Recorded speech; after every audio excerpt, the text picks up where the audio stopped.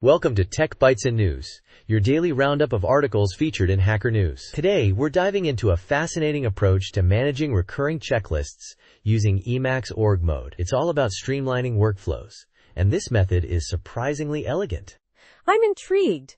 So the core idea is using org mode, not scripting, right? Why the preference for checklists over automation? Exactly. The author prefers checklists, even for complex deployments involving Vue.js, Rust, and a custom SQL generation tool. He finds them more satisfying and less prone to unexpected issues than scripts. He even mentions that automating this particular workflow felt unnecessary. Interesting. So org mode's built-in checklist functionality isn't quite enough for recurring tasks? Right. The standard org mode checklists are great, but they don't automatically reset. After completing a checklist, you'd have to manually uncheck everything for the next run. He initially tried snippets, but those proved cumbersome to update. Then he considered just storing the checklist with unchecked items and using m-x query replace to reset it.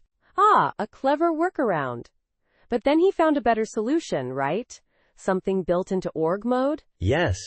He discovered org-checklist.el from the org-contrib package. It's a hidden gem. By setting the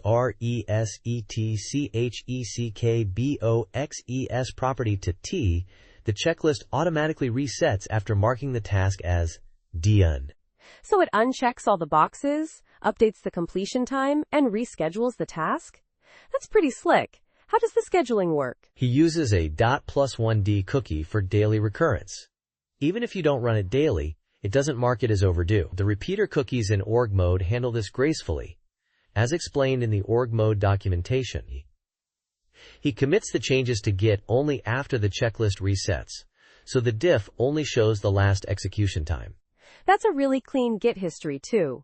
No clutter from repeated checklists. I see. It sounds incredibly efficient. But what about unexpected changes during the workflow? Does that break the system? Good point.